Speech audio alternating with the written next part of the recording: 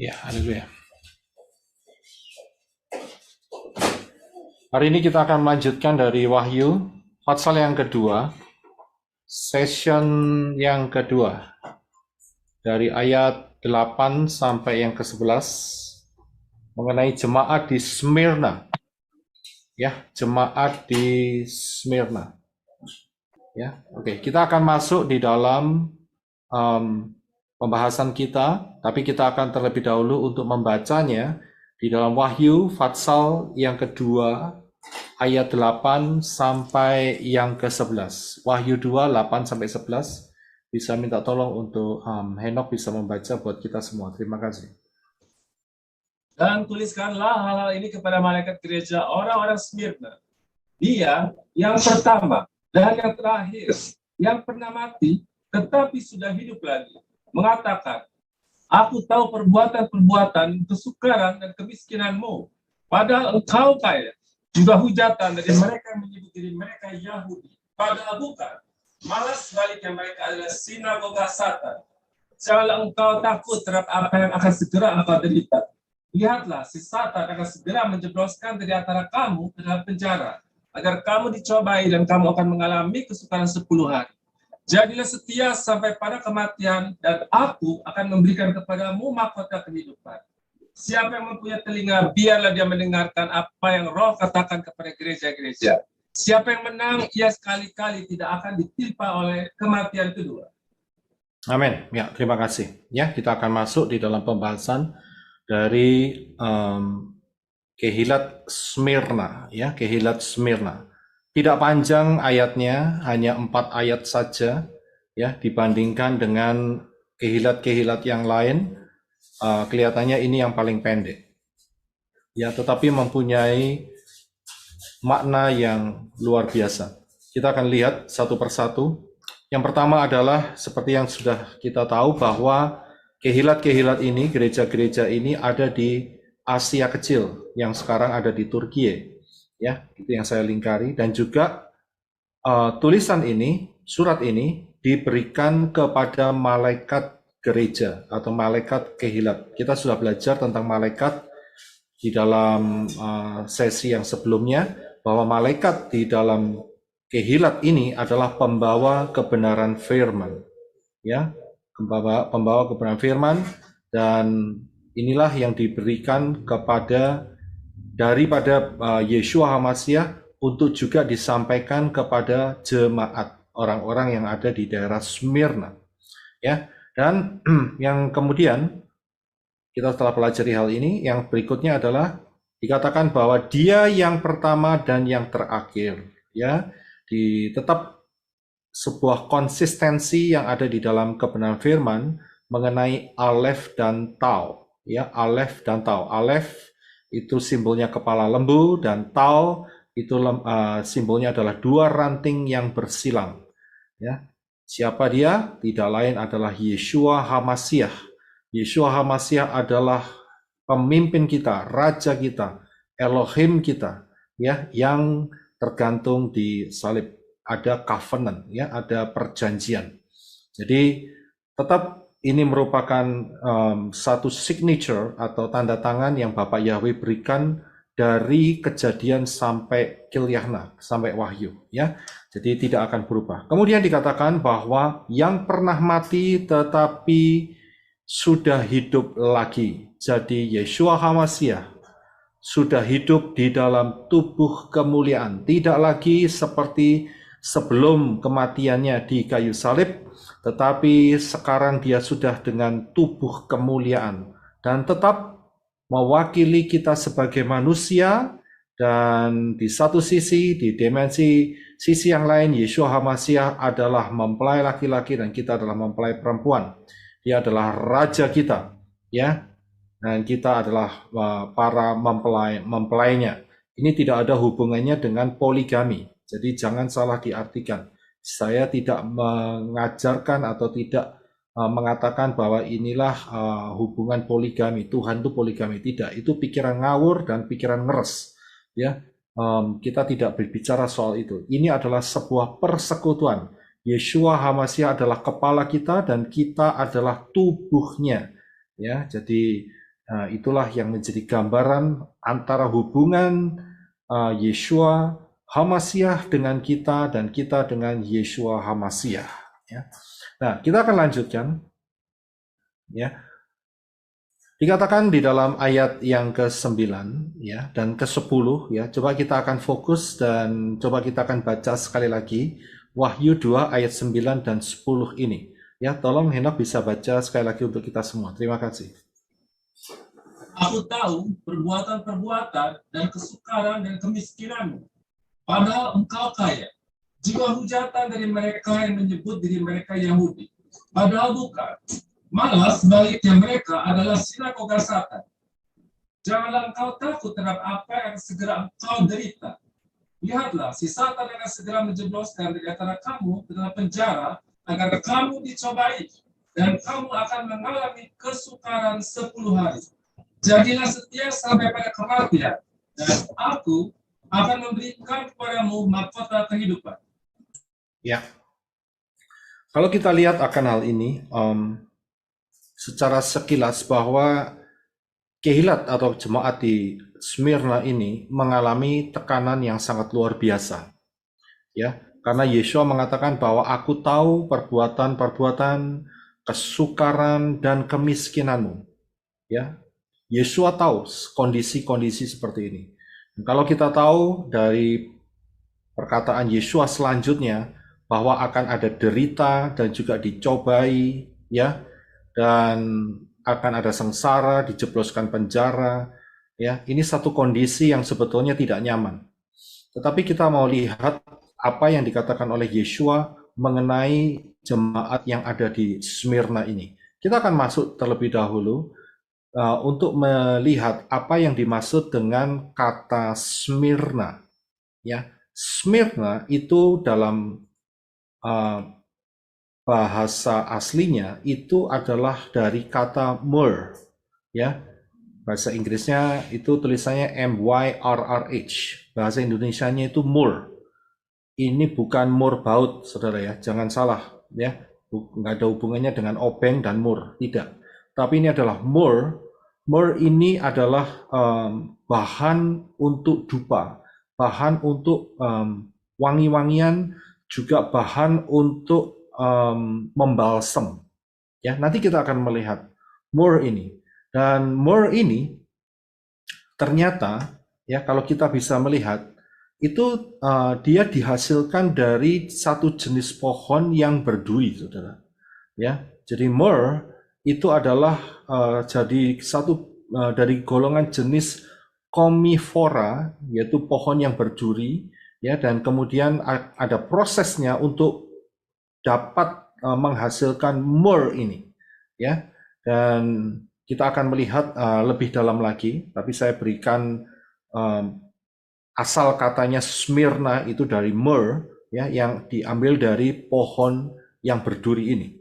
Nah, kita akan masuk bahwa myrrh ini ternyata itu bukan hal yang baru di dunia ini. Akan tetapi itu sudah ada sejak zaman Kejadian. Kalau kita lihat, ya, ayatnya di dalam Kejadian 37 ayat 25, ya. Ya, tolong Henok bisa membacanya. Terima kasih. Kemudian duduklah mereka untuk makan roti. Ketika mereka melayangkan pandangannya dan melihat, maka tampaklah suatu kafilah orang Ismail yang datang dari Gilead, dan unta-unta mereka yang mengangkut rempah-rempah dan balsam dan mur, sedang berjalan untuk mengangkutnya ke Mesir. Iya, kalau sudah lihat cerita daripada kisah daripada ayat ini, yaitu saat Yosef itu dimasukkan lubang kering oleh saudara-saudaranya dan kemudian hendak dijual. Rencananya mau dibunuh, tetapi saat itu ada kafilah orang-orang Ismaili yang lewat di situ. Ya, dan di situ mereka ternyata membawa barang-barang dagangan. Dan kemudian Yosef dijual sebagai budak untuk dijual ke Misraim, ke Mesir. Nah, kalau kita lihat apa yang dibawa oleh orang-orang Ismaili ini adalah rempah-rempah, balsam, dan myrrh. Di sini ada kata myrrh. Jadi myrrh ini itu suatu hal yang bukan baru, saudara. Tetapi itu sudah ada sejak zamannya Yosef. Ya, itu berarti sudah sekitar 4.000 sampai 5.000 tahun yang lalu, saudara, sekitar sebegitu. Ya, jadi ini sudah lama sekali eh, orang-orang dunia ini itu sudah orang-orang zaman-zaman itu sudah mengenal myrrh ini sudah ada. Oke, kita akan lihat selanjutnya ya, yang membuktikan bahwa myrrh ini itu sudah ada sejak lama sekali ya, sejak zaman daripada penulisan Alkitab. Kita akan lihat yang berikut, yaitu di dalam Keluaran 30 ayat 23 sampai 25. Ya, silakan. Dan haruslah engkau mengambil bagimu sendiri rempah-rempah terbaik, 500 shikal mur murni dan kayu manis, balsam setengah dari itu, 250 shikal, dan batangan kayu balsam 250 shikal, dan kayu teja 500 shikal, menurut shikal kekudusan, dan 1 hin minyak zaitun. Dan haruslah engkau membuat itu suatu minyak urapan kudus, suatu campuran rempah-rempah, suatu karya seorang peramu. Itulah minyak urapan kudus. Ya, terima kasih. Kalau saudara lihat di dalam pembuatan tabernakel, ya, kalau hari kemarin kita sedang membahas mengenai kemah suci, ya, Moshe disuruh oleh Bapak Yahweh untuk membuat minyak urapan, dan salah satu bahan daripada minyak urapan itu adalah myrrh yang murni, ya. Jadi myrrh ini sudah ada zamannya Moshe, saudara. Luar biasa ya. Ini satu pohon yang cukup punya usia juga ini ya. Ya, bukan cuma pohon yang baru ada di tengah-tengah kita sekarang, tidak. Tetapi sejak zaman Moshe itu juga sudah terkenal ya, myrrh ini. Kemudian kita akan lihat lagi mengenai myrrh, yaitu di dalam Ester 2 ayat 12. Ya, silakan. Dan ketika tiba giliran tiap-tiap gadis untuk masuk menghadap Raja Ahasveros, setelah selesai perawatannya selama 12 bulan sesuai peraturan bagi para wanita, sebab harus dipenuhi seluruh waktu perawatannya, 6 bulan untuk pemakaian minyak myrrh, dan 6 bulan untuk pemakaian minyak kasai, serta wangi-wangian bagi para wanita. Iya, terima kasih. Saudara lihat lagi, di sini ada minyak myrrh yang dipakai untuk merempah-rempahi atau meminyaki hadasah. Ya, di dalam persiapannya untuk ketemu dengan sang raja, yaitu Raja Ahasveros. Nah, di sini ya, zaman daripada saat ini adalah zaman daripada Medo Persia. Itu sudah ada myrrh, ya, sudah terkenal bahan ini. Dan bahan ini hanya dipakai untuk merempah-rempahi atau meramu atau mengolesi di tubuh daripada para permaisuri. Berarti bahan ini tuh nggak main-main, saudara. Ini bahan yang betul-betul high quality, yang sangat-sangat luar biasa, ya, sangat-sangat luar biasa. Oke, kita akan teruskan untuk melihat myrrh ini sehingga kita bisa mendapatkan pengertiannya secara jelas. Yang berikutnya yang kita akan baca dari ini dari mana nih? Saya ketutupan ini. Sorry. Tolong dibaca ayat yang ditampilkan. Saya ketutupan ini. Dia Matius 2 ayat 11 Pak Yosef. Iya, silakan. Dan setelah tiba di rumah itu, mereka mendapati bayi itu bersama Maria, ibunya, dan sambil bersujud mereka menyembah dia, dan seraya membuka barang-barang berharganya. Mereka mempersembahkan kepadanya persembahan emas, kemenyan, dan mur. Ya, terima kasih. Saudara bisa lihat di sini, ini adalah persembahan-persembahan yang dibawa oleh raja-raja dari timur. Ya, dari timur. Nah, kalau kita lihat dari timur, berarti raja-raja ini mengarah ke barat, mendekat kepada hadirat Bapak Yahweh. Ya, itu yang pelajaran kemarin ya. Nah, di sini mereka membawa hadiah untuk diberikan kepada raja yang baru dilahirkan, yaitu Yeshua HaMashiach. Ya, dan di sini mereka salah satunya selain membawa emas, kemenyan, dan mereka membawa myrrh. Ya, ini raja-raja membawa myrrh, saudara. Ini bukan hal yang murah, ini hal yang mahal. Ya, jadi sejak dari dulu itu harga daripada myrrh ini itu memang selangit, saudara, maksudnya ya. Jadi mahal sekali. Nah, ayat ini juga saya mau mengkritisi sebentar karena ditulis di dalam ada kata bayi. Karena bayi ini nggak tepat, saudara. Ya, karena apa? Karena sebetulnya usia yang diperkirakan adalah 2 tahun. Jadi sebetulnya kata yang tepat itu tidak menggunakan kata bayi, tetapi balita atau toddler. Ya, jadi Yeshua saat itu sudah mendekati umur 2 tahun, ya, bukan bayi lagi atau yang dikandang, tidak, tetapi sudah ada di rumah, ya, lihat ya. Dan setelah tiba di rumah itu, ya, jadi kalau saudara ada lihat orang Majus ngunjungin gubuk, itu penyesatan, ya. Jadi orang Majus itu kalau mereka lihat ketemu dengan baby, ya, masih baby, itu keliru, saudara. Sebetulnya harus sudah 2 tahun, ya. Yang benar di sini. Karena itu saya ambil gambar yang betul-betul mendekati kebenarannya, tidak lagi di kandang, ya. Ketemunya tidak lagi di kandang, tetapi di rumah, ya. Saya buatkan gambar yang saya pilihkan gambar yang ada rumahnya, bukan lagi ada gubuknya, ya, bukan. Jadi yang gubuk itu ya program penyesatan, ya, yang dilakukan oleh setan, ya. Nah, kita lihat di sini bahwa raja-raja Majus ini mereka tahu, ya, bahwa mereka akan mempersembahkan kepada seorang raja yang baru saja lahir. Karena itu mereka nggak main-main.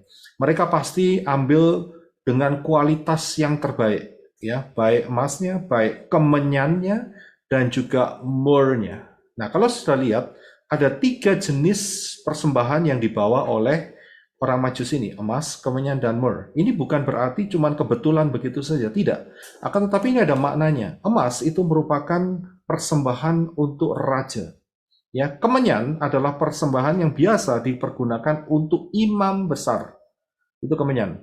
Dan mur itu biasanya dipergunakan sebagai balsam untuk kematian raja-raja. Itu dibalsam dengan mur, dibubuhi mur untuk supaya proses pembusukan daripada tubuh yang sudah mati itu tidak terlalu cepat dan juga tetap berbau wangi, saudara. Itu menggunakan mur, ya. Nah, mungkin saudara akan melihat bagaimana mereka bisa tahu. Saya yakin Ruah Yahweh Elohim telah mendorong mereka, ya, untuk membawa 3 hal ini, yaitu emas, kemenyan, dan mur, ya. Dan ini bukan hal yang murah. Ini bukan kemenyan-kemenyan yang dipakai oleh dukun-dukun itu, saudara, bukan, ya. Memang bahasa Indonesianya kemenyan, ya, tapi bahasa Inggrisnya Franciscan, kalau tidak salah, ya, Franciscan. Nah, ini suatu kemenyan yang mempunyai nilai yang tinggi untuk raja-raja. Jadi bukan kemenyannya kalau mau pergi ke apa itu namanya, orang-orang minta persembahan kekayaan ke dukun-dukun, mereka ada kemenyan. Tidak seperti itu, ya. Nah, kemudian kalau sudah lihat pada saat kematian Yeshua HaMashiach juga tubuhnya dilumuri oleh mur. Jadi saat sebelum goa itu ditutup oleh batu karena diletakkan di satu gua baru, pekuburan baru milik daripada Yusuf orang Arimatea, ya, tubuh daripada Yeshua itu dikafani, dan sebelum dikafani dilumuri mur. Dari mana kita bisa tahu, ya? Dan siapakah yang memberinya, yang menyediakannya? Inilah dia, saudara. Yaitu di dalam saya ketutupan ini aplikasi saya ini. Henok bisa lihat ya, itu di ayatnya ada di mana itu? Yohanes 19, 38-40. Ya, silakan tolong dibaca sekalian. Dan setelah hal itu, Yusuf dari Arimatea yang menjadi murid Yeshua, tetapi dengan sembunyi-sembunyi karena takut akan orang-orang Yahudi, dia meminta kepada Pilatus agar dapat mengambil mayat Yeshua, dan Pilatus mengizinkannya. Lalu ia datang dan mengambil mayat Yeshua. Dan datanglah juga Nikodemus, orang yang datang kepada Yeshua pada malam hari yang pertama itu, sambil membawa campuran minyak mur dan gaharu, kira-kira 100 liter. Lalu mereka mengambil mayat Yeshua dan membalutnya dengan kain linen bersama rempah-rempah, sebagaimana adat yang berlaku pada orang-orang Yahudi untuk mempersiapkan penguburan. Iya, terima kasih. Saudara bisa lihat di sini. Di sini juga dipakai myrrh, ya, yang dibawa oleh siapa? Nikodemus. Ya, kalau kita lihat Nikodemus, berarti kita bisa kembali ke pembahasan mengenai Yohanes 3, ya, Yohanes 3. Nikodemus adalah salah satu Sanhedrin, ya, petinggi daripada orang-orang Israel saat itu yang berbincang-bincang tentang keselamatan dengan Yeshua HaMashiach. Ya, luar biasa. Nikodemus jatuh cinta kepada Yeshua HaMashiach, sehingga pada saat kematian dia terus mengikutinya dan dia membawa kira-kira 100 litra, itu 100 pound, ya, 100 pound, ya, daripada minyak myrrh ini, ya, untuk apa? Untuk merempah-rempahi, membalsam daripada tubuh Yeshua. Dan ini merupakan penggenapan apa yang kita lihat tadi di dalam Matius, di mana salah satu hadiah daripada raja-raja di timur itu adalah myrrh. Ya, inilah penggenapannya. Yeshua mengenakan myrrh ini, ya, luar biasa. Nah, kita akan lihat bagaimana proses mendapatkan myrrh, ya, bagaimana proses mendapatkan myrrh ini. Nah, myrrh ini didapat dari satu pohon yang juga jenisnya itu berduri, saudara. Ya, nah prosesnya adalah pohon ini dilukai, saudara, ya, sengaja dilukai, ya, dan kemudian karena dia dilukai, maka automatically dia mengeluarkan getah, ya. Jadi pohon ini dilukai, kemudian pohon ini akan mengeluarkan getah, dan getahnya ini dibiarkan mengering, ya. Nah, saat getah ini mengering, ya, menjadi keras, dan inilah yang menjadi yang namanya resin, ya, daripada myrrh tadi. Ya, jadi seperti kristal-kristal begitu, ya, resin, kristal-kristal, dan inilah yang diambil. Ya, inilah yang diambil. Kalau sudah lihat yang sudah mengkristal itu di sebelah kiri atas itu ada tulisan MYRRH, MYRRH, myrrh bacanya, itu kristalnya seperti itu. Tetapi sebelum mengkristal dia keluar getah, saudara. Kalau saudara tahu getah ini kira-kira model kayak pohon karet begitu, ya. Jadi model seperti itu. Jadi pohonnya dilukai, kalau pohon karet dilukai kan dapat getah karetnya, itu kan ditampung, ya. Nah, tapi yang ini getahnya dibiarkan sehingga mengering, saudara, ya. Nah, begitu mengering itu dia baru bisa diambil. Kalau pohon ini tidak dilukai, maka dia tidak akan menghasilkan yang namanya kristal myrrh tadi, ya. Baru bisa dihasilkan kalau dia dilukai, saudara. Ya, nah kita akan melihat lebih dalam, ya, berapa harga daripada myrrh ini, saudara. Ya, berapa harga daripada kristal atau resin daripada myrrh ini, ya. Nah ini dia. Saya coba mencarinya dan ternyata 1 kilo itu harganya $57, saudara. Kalau dikurskan Indonesia dengan kurs 14.900 sekian, hari ini, ya, 1 kilo itu harganya 854.000, lebih sedikit, ya. Saya nggak tahu harga beras, tapi saya coba mencarinya harga beras di Indonesia, average atau kurang lebih itu sekitar 12.000 per kilo. Jadi kalau untuk mendapatkan myrrh dibutuhkan 71 karung beras, ya, 71 kilo, ya, karung beras, ya, 71 kilo beratnya, ya. Jadi untuk kalau satu karungnya 1 kilo, ya berarti butuh 71 karung, ya, untuk mendapatkan 1 kilo myrrh. Mahal sekali, saya bilang, ya. Dan kemudian kalau kita lihat, ya, mengapa gereja ini ada hubungannya dengan myrrh tadi. Kita sudah baca ayat sebelumnya, dikatakan bahwa gereja ini menerima banyak hal yang menyakitkan, penderitaan, dicobai, bahkan dipenjara, Bahkan Yeshua sendiri dikatakan kamu harus setia sampai mati. Ya, ada luka-luka yang diberikan dari luar sehingga gereja atau kehilat ini menerima penderitaan-penderitaan. Seperti pohon mur itu yang dibuat menderita, dilukai, dibuat menderita.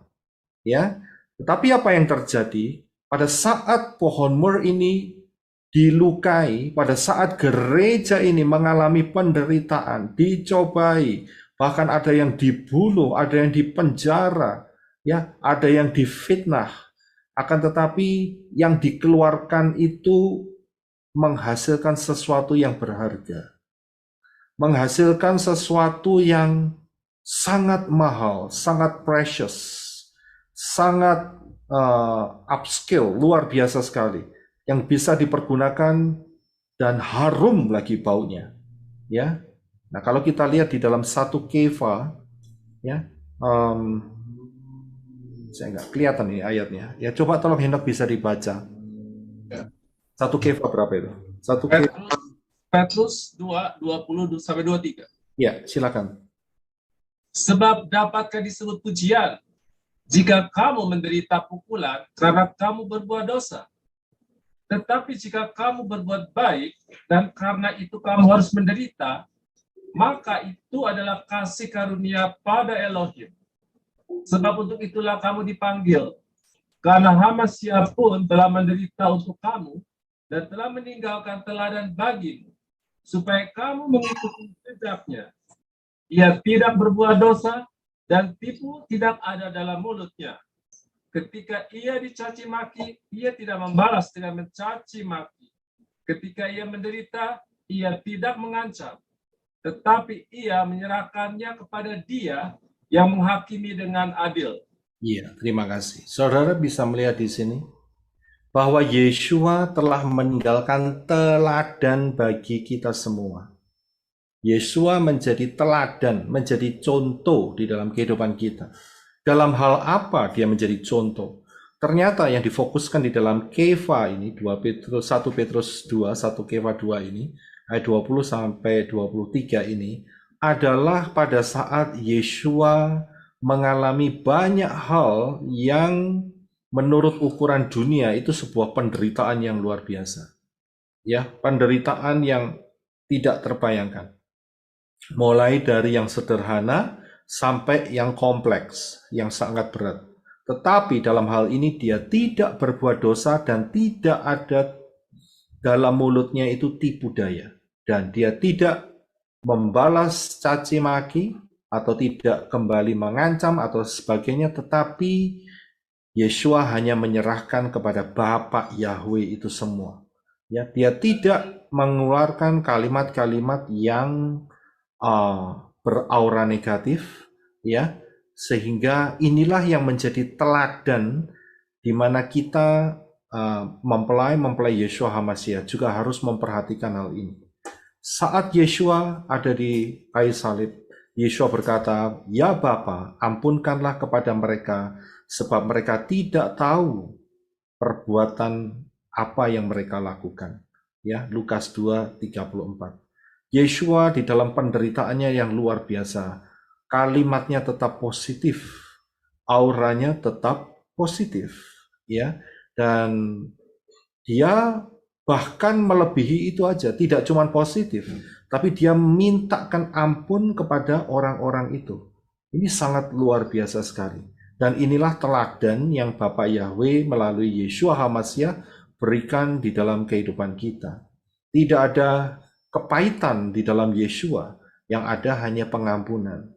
Tidak ada yang namanya beban di dalam pikirannya. Dia serahkan semua kepada Bapa Yahweh.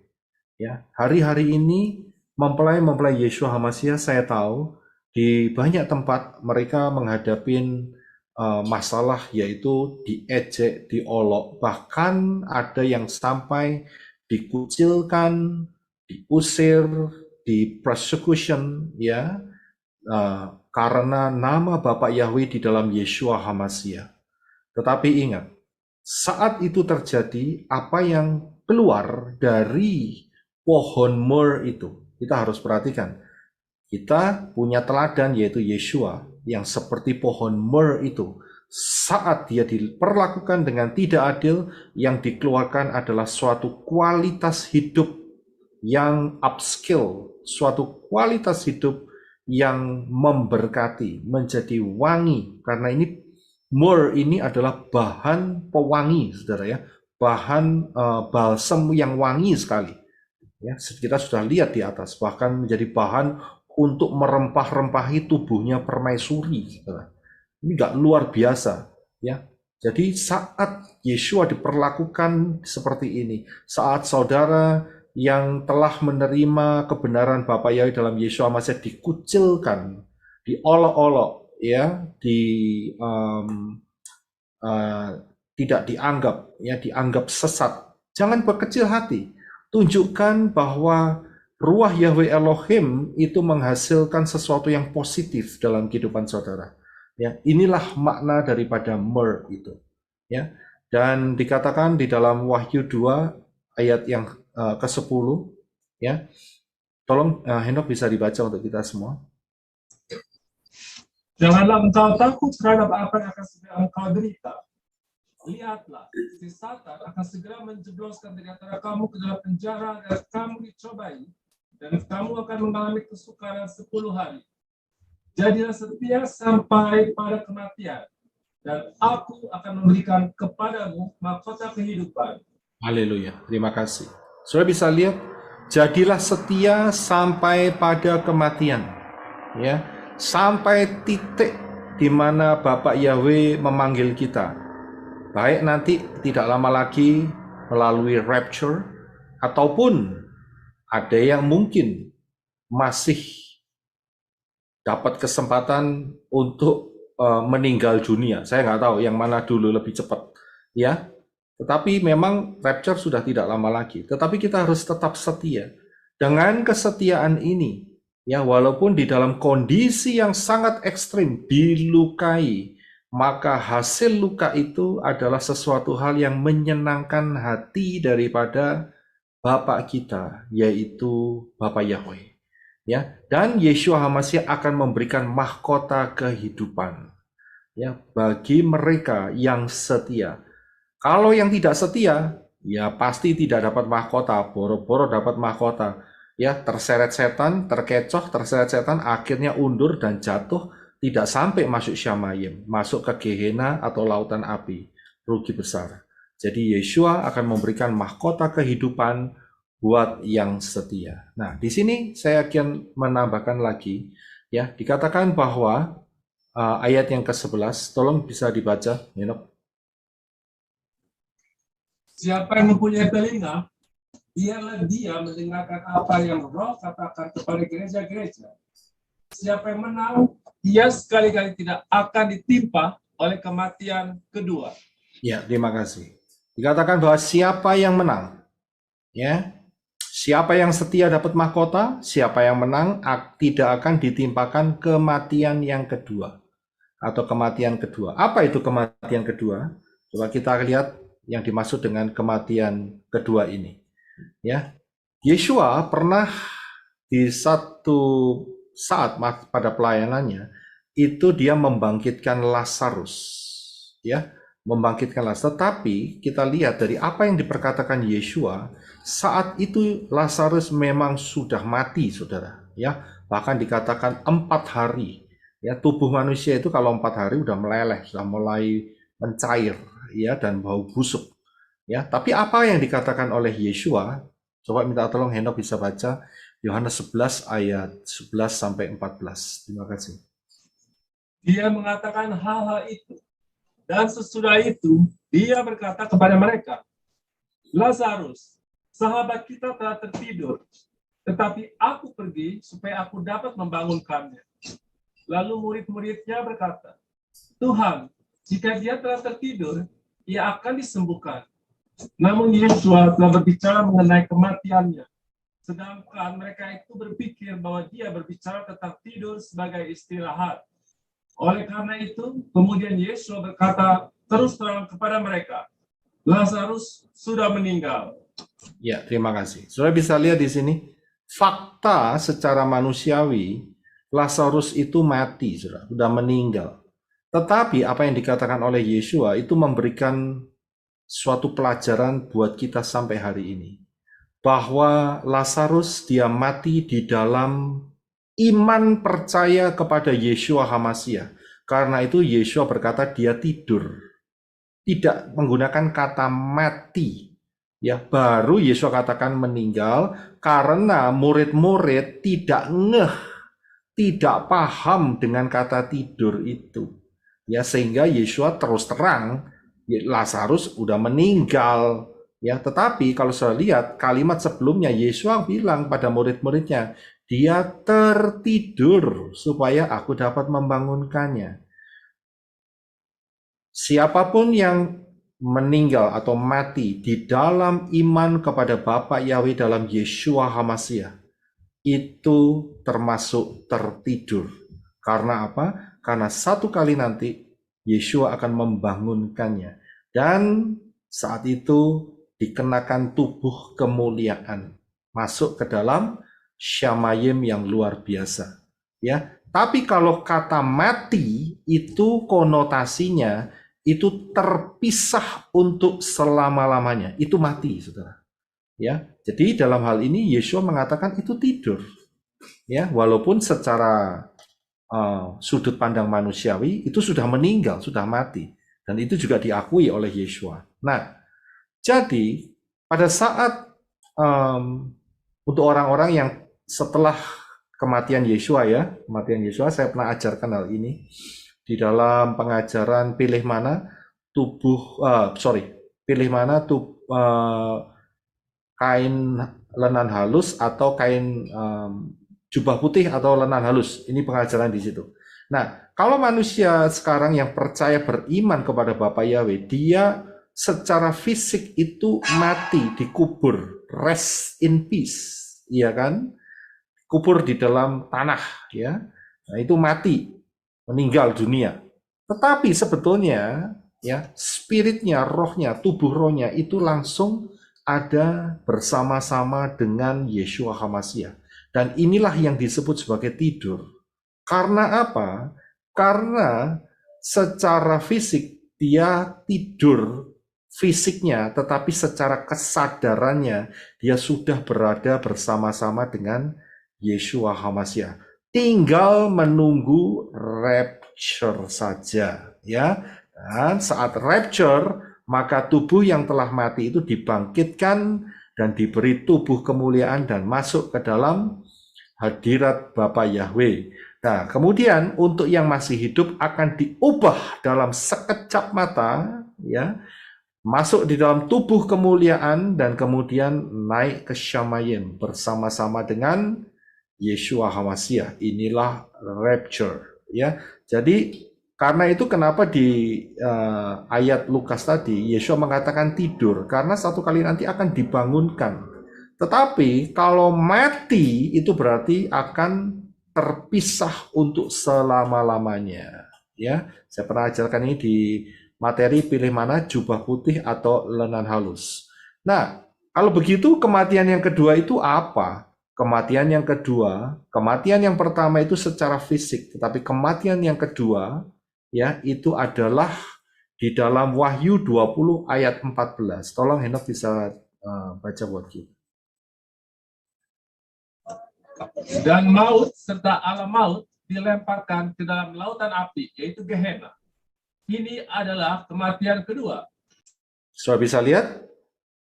Wahyu sendiri menyatakan lautan api adalah kematian kedua.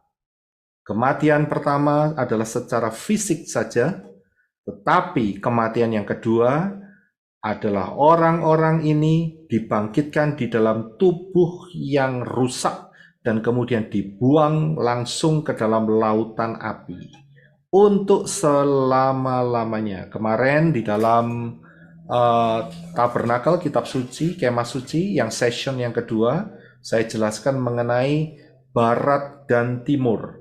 Dijauhkan dari hadirat Bapa Yahweh. Ya, coba saudara yang belum mampir ke sana, tolong dilihat kembali, dipelajari, ya, Dan saudara akan mendapatkan bahwa tempat ini, lautan api ini, adalah satu tempat yang tidak ada kehadiran Bapa Yahweh.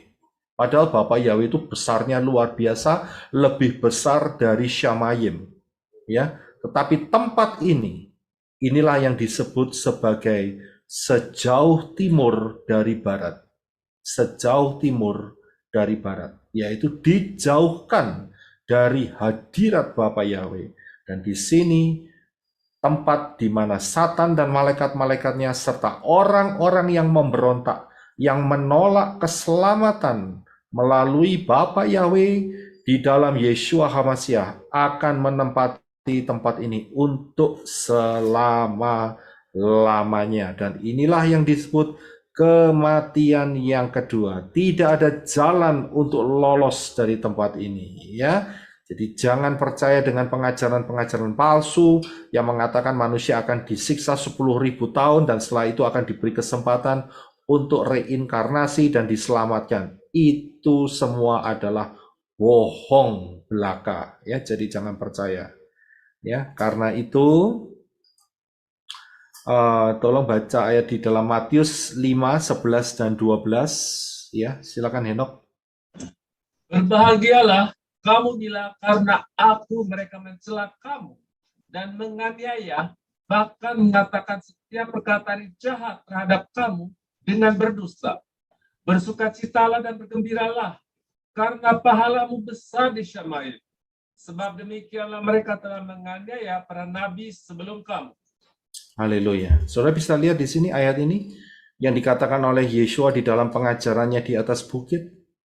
Berbahagialah itu dalam bahasa Inggrisnya blessed. Diberkatilah engkau.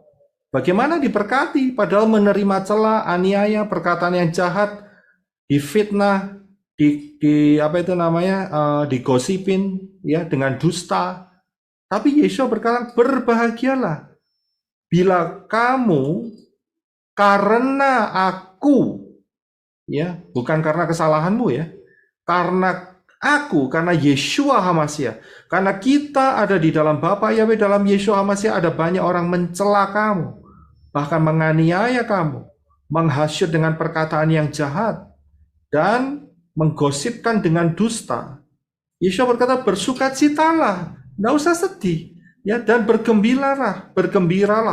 Karena apa? Pahalamu, rewardsmu, hadiahmu besar di Shamayim, ya. Dan itu juga mereka lakukan kepada para nabi sebelum kamu, ya. Banyak nabi-nabi, Yeremia, ada banyak nabi yang juga disiksa seperti itu. Daniel, Hananya, Misael, Azaria, ya, dan yang lainnya, mereka menerima hal yang sama. Tetapi dikatakan oleh Yeshua, berbahagia, kamu diberkati.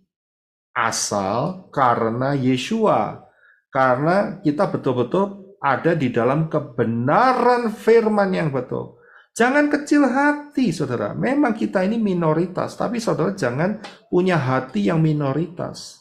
Kita punya hati yang besar karena janji Bapak Yahweh di dalam Yeshua HaMashiach. Kita harus bersukacita dan bergembira. Ya, nggak usah bersedih. Saudara-saudara yang lain tetap mencela, mengata-ngatain kita sesat lah, ya, mengatain kita pikirannya sudah nggak beres lah, ya, bahkan mungkin mempersulit ini dan itu, ya, mengancam ini dan itu, ya, dengan banyak hal. Saya juga dengar dari beberapa para mempelai Yeshua HaMashiach kesaksian-kesaksian mereka. Yeshua berkata, bersukacitalah, bergembiralah, nggak ada yang perlu disedihkan. Bahkan itu nanti saudara akan lihat, itulah pahalamu yang besar. Besar loh, bukan kecil loh, besar di Shamayim, saudara, ya. Luar biasa sekali janji daripada Bapak Yahweh. Sekarang pilihan saudara, mau pilih yang mana? Saudara hidup di bumi ini menjadi pohon duri, ya, semak duri, atau menjadi pohon mur. Memang ada durinya, tetapi saat itu dilukai, kualitas hidup wangi di hadapan Bapa Yahweh, dipersembahkan untuk raja-raja. Hidup kita mempersembahkan hidup kita sebagai wangi-wangian di hadapan Bapa Yahweh. ya melalui kehidupan kita. Itulah more. Ya, kita akan lanjutkan minggu yang akan datang di dalam session yang berikutnya, session yang ketiga, Wahyu pasal yang kedua. Sekali lagi saya ingatkan, tetap ingatkan bahwa hari ini kita sudah masukin cycle 3,5 tahun Shemitah yang pertama. Tidak lama lagi akan ada rapture. Bahkan Yeshua mengatakan bahwa waktunya akan dipersingkat, Matius 24:22. Dan bila waktunya tidak diperpendek, maka semua manusia tidak akan ada yang selamat. Karena orang-orang pilihan waktunya akan dipersingkat. Karena itu, pelajari di dalam rahasia 1290 hari, 1335 hari, kita akan mendapatkan bahwa rapture melalui pola Shemitah akan terjadi sekitar awal Januari 26 atau akhir Desember 2025. Berjaga-jagalah, tujuannya ini supaya kita berjaga-jaga. Ya, tujuannya bukan untuk sok-sokan atau meramal, tidak. Tapi tujuannya supaya kita waspada karena timingnya sudah sangat-sangat dekat. Dan siapa yang belum masuk di dalam keselamatan, masuklah melalui pintu yang benar, yaitu Yeshua HaMashiach. Karena keselamatan datang dari bangsa Yahudi, dan siapa yang berseru di dalam nama Yahweh akan diselamatkan. Tidak di dalam nama si Arab, si Yunani, atau siapapun juga. Hanya nama Yahweh akan diselamatkan. Setelah itu, jangan lupa saudara harus melangkah dengan iman masuk dalam baptisan yang benar, dengan nama yang benar, dan diputuskan dengan ikatan terhadap nama Arab, nama Yunani, nama Tionghoa, nama Chinese, nama dewa-dewa asing. Putuskan semua. Belajar di dalam pola kebenaran yang benar, yaitu Tanak dan Brit Karasa, dan berjalan bersama-sama dengan Bapa Yahweh, Bashem Adonai, Yeshua HaMashiach sampai rapture terjadi. Siapa yang membutuhkan informasi baptisan pembaruan, saudara bisa kunjungi ke pelayananmenorah.com, dan di sini saudara bisa mendapatkan sebelah kiri atas di bawah dekatnya home, saudara akan lihat ada link, klik di sana dan ada daftar untuk mempelai Yeshua HaMashiach yang akan membantu, membimbing saudara untuk di dalam baptisan pembaharuan. Bapa Yahweh dalam Adonai Yeshua HaMashiach memberkati kita semua. Shalom.